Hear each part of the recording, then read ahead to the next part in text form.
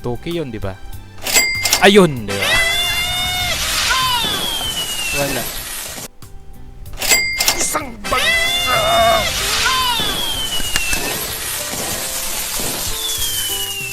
Isang malupit na bagsak. Pero yan, oh.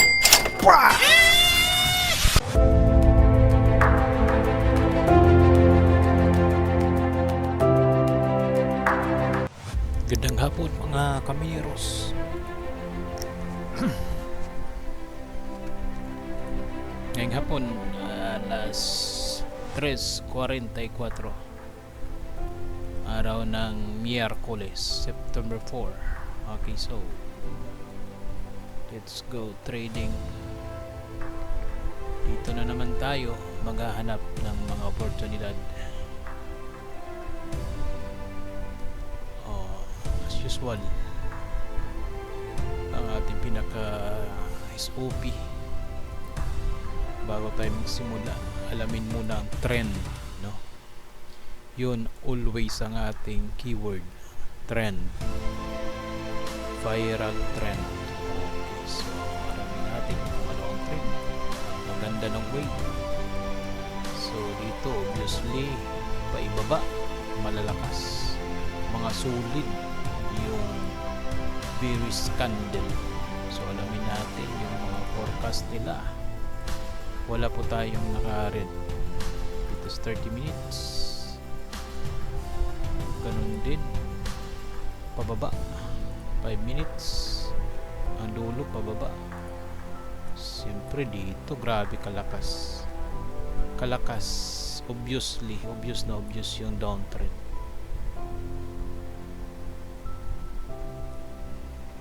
Okay, so kung downtrend, siyempre sasabay tayo sa malakas na puwersa, ang mga puwersa ng sellers. Okay, so sellers tayo. Hanapan na natin ang yun, mga indication, no? Malakas yung selling. So isang bagsak lang. Okay. Oh, di ba? Grabe. Malupit. Maglagay lang tayo ng ating pinaka-take profit. Sakali 28k. Pero yan, oh. Yes. Grabe. Tumataginting na 26k. Isang bagsak na lumalagapak. Ito yung trade ko kaninang umaga. Kaya lang nag-trouble yung aking camera, kaya hindi ako nakapag-upload.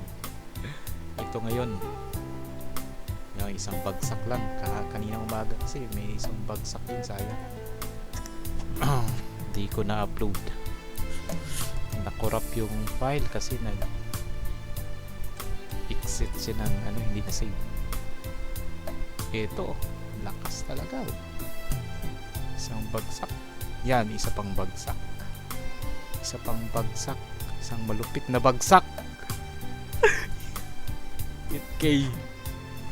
Maliwanag na 8k.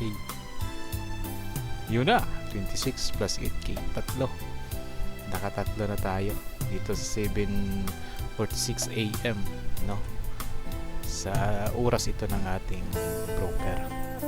Okay, so ito rin yung magkaiba yung oras. Ito yung oras na ngayon sa Pilipinas ngayon ay alas 3 ng hapon. So, sa kanila alas 7 ng umaga pala. Grabe lupit. So dito wala, hintay muna tayo ng pagkakataon. Ito pwede rin itong pasukan. Pwede rin yung pasukan, no? Sulit. Hanggat wala yung weak sa dito, wala siyang buntot, pwede yung pasukan. Pwedeng pasukan yan. Kaya pinasukan na natin. At saka dito lang Isang bagsak lang to. Isang bagsak! Isang bagsak lang. Isang bagsak, pwede siyang pasukan. Okay, meron ng wake. So rest muna tayo. Okay, so napakabilis. Mag-pull back pa yan. Mag-pull back pa yan, di ba? May wake na siya eh. May buntot na siya, habaw. Grabe. So yan siya. Pero always sealing tayo, no? Sealing na puwersa yung ating sasabayan. Napakalakas ng mga sealers. Kaya yun ang ating sasabayan. Okay, antayin natin yung pullback. Magiging ganito pa yan. Lalabas yung mga bullish na yan. Pero dito walang forma, walang puwersa. May dalawang lumabas pero wala rin dito, nag-doji kagad. Sayang, hindi pwede natin tawagin sana na 3 white soldier yan pero wala. Dito 3 white soldier pwede itong pasukan kaya makyat. Scalping walang problema yan. Sa day trading malayo, hindi nila papasukan yan, takot sila dyan. Pero sa scalping gaya ng ating minamaster ngayon, scalping, ito yung maraming takot kasi sunog daw. Pero sa almost ilan na yung videos ko, I want to prove na talagang effective yung ating scalping. May mga proof naman eh. Sinasabi nila masyadong mataas yung risk, napakadelikado. Bakit yung day trading hindi ba delikado? 100% ba guaranteed? Hindi naman eh. Alam nila yan. Dito tayo sa scalping, meron namang nag-scalp na mag-trade sila tig ilang oras, parang positioning pa rin pero sa maikling oras na pinaikli lang nila. Pero yung sa atin walang panama. So minamaster natin ito, kaya natin minamaster. Okay, naka 3 hits na tayo, 26, 8, 10, wala na, 50 plus yan. So wala nang saysay para magpatuloy pa tayo. So maraming salamat, at sa hapong ito nakailang minuto lang tayo, 3:44 nag-start, 52. Sustendi, lupit, naka 7 minutes, 7 almost 8 minutes lang. So okay, upload natin kaagad para may mga updates na naman tayo. So laging tandaan, alamin muna ang trend. Yun yung pinaka keyword natin. Alamin muna kung anong malalakas na puwersa ng mga traders, sellers ba o buyers ba, doon ka sasabay. Ganun lang siya kadali. Siyempre, alamin mo rin, aralin mo rin muna, tingnan mo rin muna dito sa matataas na time frame, sa 1 hour, diba? Dito down ito eh, dalawang solid na bearish candle, mga solid yan. Kaya dito makonsider natin na 1 hour kasi bawat candle yung 1 hour dito. Di pababa, diba? Di downtrend, dun ka sasabay. Ito 30 minutes din yan, 5 minutes lalo na, grabe haba, malakas talaga. Wala tayong magawa, ayan na naman. So salangan natin kagad, salangan lang natin kagad. Tapos hintayin mo lang kung magkano yung gusto mong hit. Nako, naka 2K.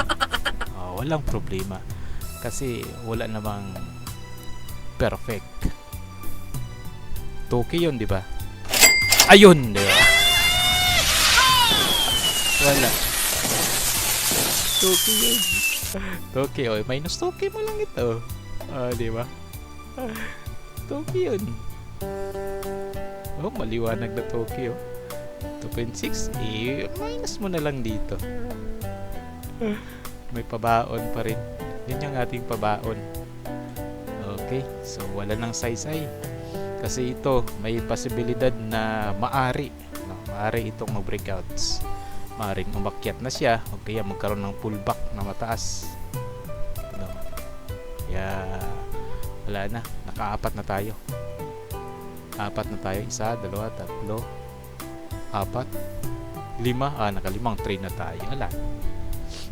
Wala nang saysay para pagpatuloy pa natin. Ganun yung kasama kasi sa ating trainings, kasama sa ating strategy yung ganitong style, no? Agad pag nagka-income na, stop muna, huwag ka magbabad kaagad.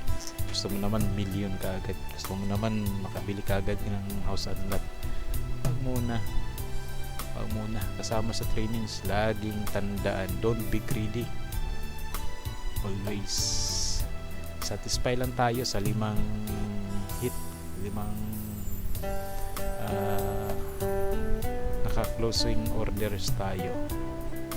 Kaya puro positive din naman ang 4, 1 lang yung negative. Wala, okay lang yon, diba? So yan muna sa hapong ito. Maraming salamat po.